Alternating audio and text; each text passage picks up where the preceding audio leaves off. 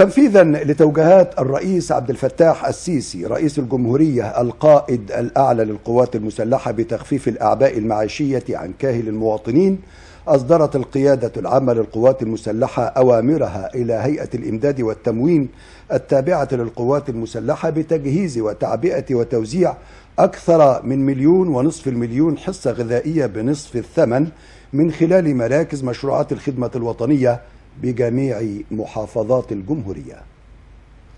في إطار توجيهات السيد الرئيس عبد الفتاح السيسي رئيس الجمهورية القائد الأعلى للقوات المسلحة بتخفيف الأعباء المعيشية عن المواطنين، أصدرت القيادة العامة للقوات المسلحة أوامرها إلى هيئة الإمداد والتموين للقوات المسلحة بتجهيز وتعبئة وتوزيع أكثر من 1.5 مليون حصة غذائية بنصف الثمن من خلال منافذ الجهاز مشروعات الخدمة الوطنية بجميع محافظات. إعداد والتجهيز الجيد للأصناف داخل العبوات لتقديمها إلى المواطنين للمساهمة في تلبية احتياجاتهم الأساسية من السلع الغذائية المختلفة من خلال تسيير أسطول من شاحنات النقل المجهزة لكافة المحافظات.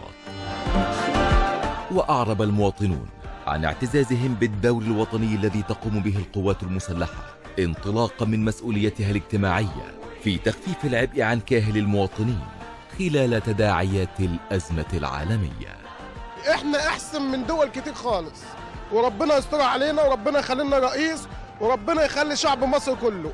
وجميع الشعوب مضغوطه، جميع الشعوب اللي حوالينا كلها مضغوطه، مش احنا بس، والغلا في كل مكان. بس الشعب انا عايز بقول له اصبر، لان الصبر مفتاح فرج، مفتاح فرج. وباذن الله ربنا يعين السيسي ويعين البلد برضه. البلد الحمد لله في امان وعايشين في امان، ما كانش موجود الامان دوت. اغلى سيمه في الدنيا هي الامان، واحنا عايشين في امان الحمد لله. الحمد لله بناكل وبنشرب وماشيين في امان، وبيتنا بيروح ويجي بامان. الدنيا خير، فيها خير، بس عايزه شويه صبر من الشعب. ما دي ازمه عالميه، واحنا الحمد لله عايشين والناس عايشه.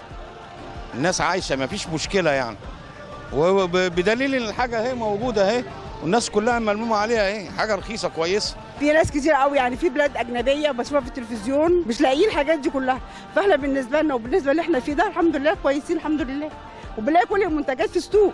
والله حاجه كويسه جدا من الدوله، بتوفر علينا حاجات كتير، وانا شايف ان الاسعار مناسبه للجميع يعني، وطبعا الاستمرار في حاجه زي كده كويس جدا. لا السعر جميل يعني 50 جنيه وفيها حاجات تعدي ال100، يعني حاجات جميله، وكتر خيركم على تعبكم وشقاكم واللي انتوا بتعملوه معانا بصراحه. واللي اتعمل في البلد دي ما اتعملش من 30 سنه، وانا بشكر سيادتك، وربنا يخليك لينا وربنا يخليك لمصر، وتحيا مصر. تحيا مصر 100 مره. تحيا مصر 100 مره.